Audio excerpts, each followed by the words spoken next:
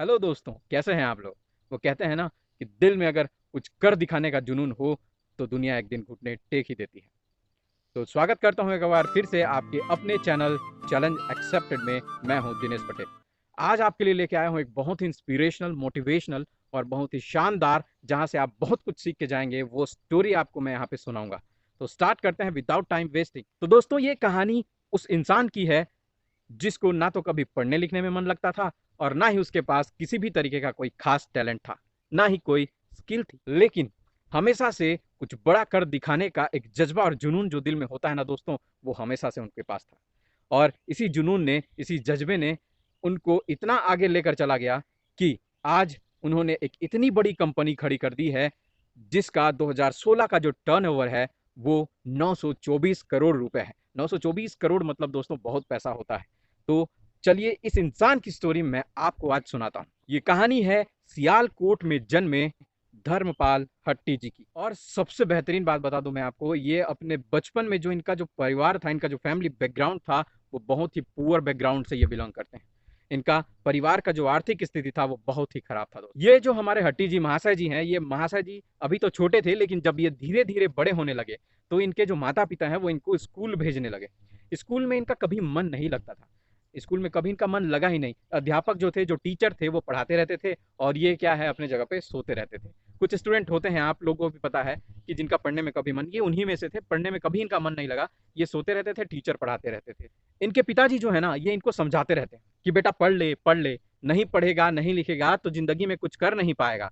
लेकिन क्या है ना दोस्तों, कुछ होते हैं हट्टी आदमी होते हैं, जैसा इनका नाम था वैसा ही इनका पर्सनालिटी था। इनको वो बातें समझ में नहीं आती थी, इनके पिताजी की बातें समझ में नहीं आती थी कि कैसे पढ़ना, क्या इनको पढ़ाई में बिल्कुल भी रुचि नहीं थी। और इसी दौरान पांचवी की जब परीक्षा हुई तो पांचवी में महाशय फेल भी हो गए। और दोस्तों, होता है ना कि आप जब पढ़ाई में रुचि नहीं लेते हैं तो पेरेंट्स को वैसे भी पता लग जाता है। तो इनके पिताजी को भी ये बात पता लग गई थी कि ये पढ़ने लिखने वाला है नहीं आगे।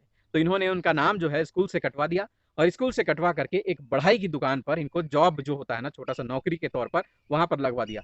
लेकिन ये हट्टी थे, जैसे कि हट्टी ही है कि नहीं। तो इन्होंने क्या है, वहां भी नहीं टिके, ये थोड़े ही दिन काम किया, उसके बाद वहां भी नौकरी छोड़ दी। 15 साल की उम्र होते होते महाशय ने 50 से भी ज्यादा नौकरियां छोड़ चुके थे। महाशय जो हैं वो 50 से ज्यादा नौकरी छोड़ चुके थे, किसी भी नौकरी पर टिक नहीं रहे थे। 50 नौकरी बहुत बड़ी बात होती है दोस्तों, वो भी 15 साल की उम्र में।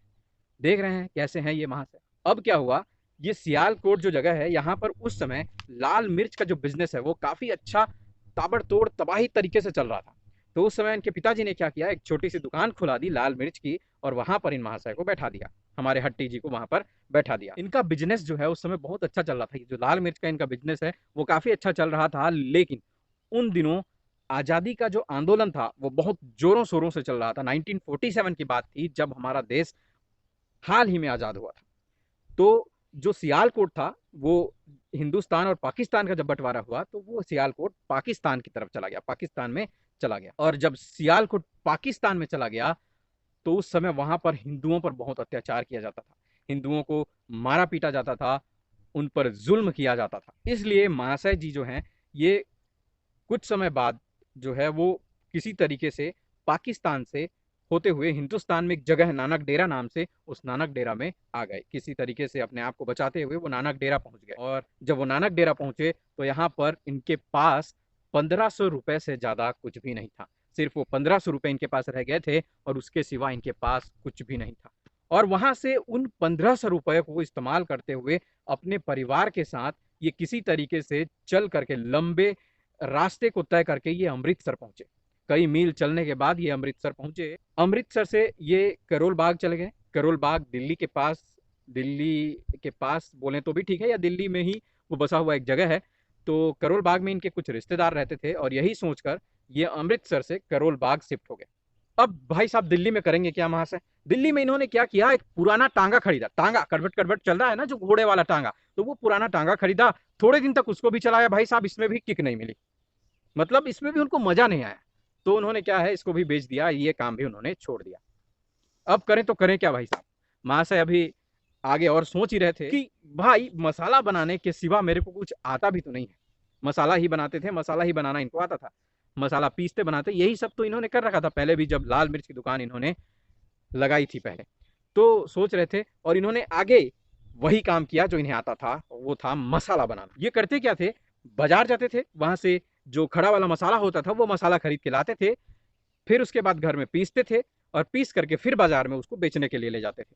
धीरे धीरे इनका बिजनेस जो है वो बढ़ता चला गया, और बिजनेस बढ़ने की वजह से ये खुद पीसने में असमर्थ थे। मतलब ज्यादा ज्यादा मसाला खुद कैसे पीसेंगे भाई, इनके पास चक्की भी नहीं थी, तो ये एक चक्की वाले को मसाला पीसने के लिए देने लग गए। लेकिन धीरे धीरे क्या हुआ, इनको पता चला जो है इनके जो कस्टमर थे, उन कस्टमर ने इनको शिकायत करी होगी या किसी तरीके से जो है इनको पता चला कि मसाला जो है वो उसमें गड़बड़ी है। इन्होंने चक्की वाले को जाकर के पूछा, तो इनको धीरे धीरे वो पता चला कि चक्की वाला जो है वो मसाले में मिलावट कर रहा है। अब इनका जो बिजनेस था दोस्तों, वो ईमानदारी की वजह से चल रहा था, ये इनको भी पता था, और ईमानदारी की वजह से चल रहा था, तो ईमानदारी जो है वो उस पर दाग नहीं पड़ना चाहिए। तो इन्होंने उस चक्की वाले से अपना सारा मसाला ले लिया, वहां पर पिसवाना भी उन्होंने बंद कर दिया, और खुद एक चक्की लगाई अपने घर पर, और वहां पर वो खुद पीसने लगे और बाजार में बेचने। अब आती है दोस्तों खुशी की बात, धीरे धीरे इनका बिजनेस बढ़ता चला गया, और इनका बिजनेस जैसे ही थोड़ा और बढ़ा, तो इन्होंने क्या किया, एक छोटा फैक्ट्री डाल दिया, मसाला पीसने का फैक्ट्री। तो फैक्ट्री लेवल पर आ गए हैं अब ये, तो बिजनेस जो है अब काफी बढ़ चुका है। और दोस्तों इसी तरह जब बिजनेस और एक लेवल अप, फिर उसके बाद एक लेवल अप, धीरे धीरे उनका बिजनेस जैसे जैसे बढ़ता गया, ये अपनी फैक्ट्री का ही लेवल बढ़ाने लगे, बड़ी बड़ी फैक्ट्रियां डालते चले गए। दोस्तों आज वो कंपनी एक बहुत बड़ी कंपनी बन चुकी है, जिसको आप और मैं MDH प्राइवेट लिमिटेड के नाम से जानते हैं।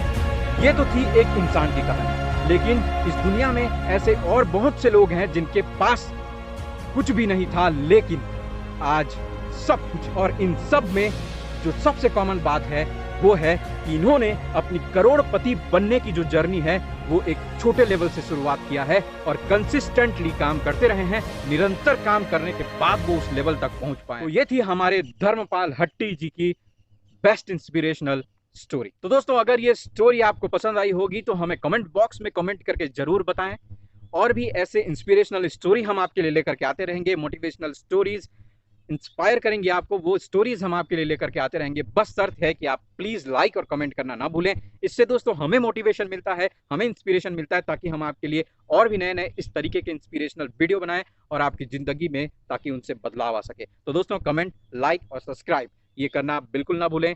तब तक के लिए मिलते हैं हम अगले वीडियो में, और मैं फिर आपके लिए कुछ अच्छी स्टोरीज या अच्छे मोटिवेशनल चीजें लेकर के जरूर मिलूंगा। तब तक के लिए गुड बाय।